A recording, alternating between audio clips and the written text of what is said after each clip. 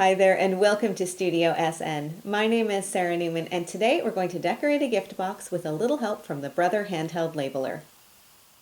The Brother Handheld Labeller is great for labeling things around the house, and it's also perfect for creating personalized gift packaging, as you can see here.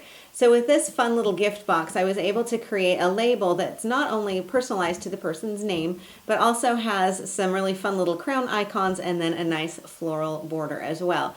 All of this can be done with my handheld labeler. So let's take a look at this process. First, I'm going to move aside my box and bring in my handheld labeler. Now, the challenge with our video today is that the labeler, of course, goes this way and the screen goes this way. So I'm going to hold this at a bit of an angle so that you're able to see the numbers that I'm keying in, or the keys that I'm using, as well as the screen here. And I'm going to be doing a little bit of tilting just so that you're able to read this properly. So the first thing you need to do, of course, is turn on your labeler, and that's this red button right here. So you just push that and you can see the screen is illuminated and you are ready to go.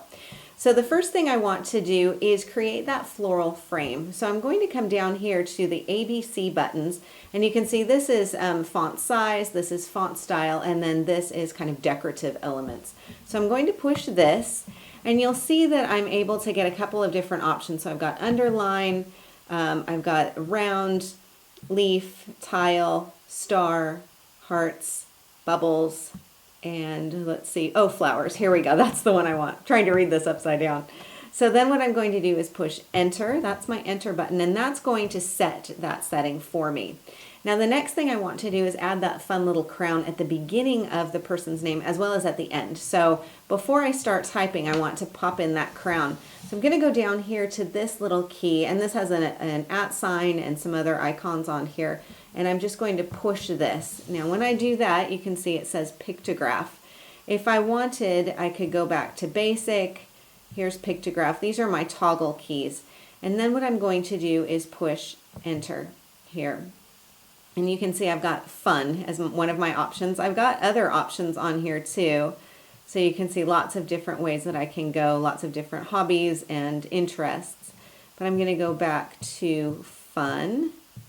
Let's find that. Here we go. And again, push my enter key. And I've got crown. Now I've also got lots of other icons that I could use too that are also fun. So you can see a couple of these that you can choose. And I'm going to go back to crown. Oops, there we go. Go back to crown and then again hit enter. I'm going to do that. Now I want to type in the person's name, and I want to make sure that we start with a capital letter for the beginning of her name. So again, back down here, this key here with the capital A and the small a, that is your capital and lowercase. So I'm going to push this, and you'll notice that it illuminates up here too, and then I'm going to type in her name. So I'm going to call her Jessica. And the keys on here are all alphabetical, so I can go along and find the J and just double check that it is indeed uppercase. Now the rest of her name I want to be lowercase, so again I'll go back down here, push this again, and then type in the rest of her name. So I've got uppercase and lowercase on here. Now I want one more crown, so I'm going to go back to my pictograph and hit enter, and again it's already left on fun, so I'm going to go with that and crown. And so I know I've got another crown on here as well. So I'm ready to go. This is the part where I need to double check, make sure I've spelled it correctly, make sure I've got everything the way I want it to go. And then what I'll do is push the print button. This will give me the option how many copies I want. So if I was making lots of things for Jessica, I may push, a couple of the different numbers down here at the top. I can do that. But for this time, I just want one of these. So I'm going to hit enter. And it's coming out right down here, as you can see. Now I don't need to pull this or tear it or do anything else. I have a little cutter right here. So I just need to push that firmly until it clicks.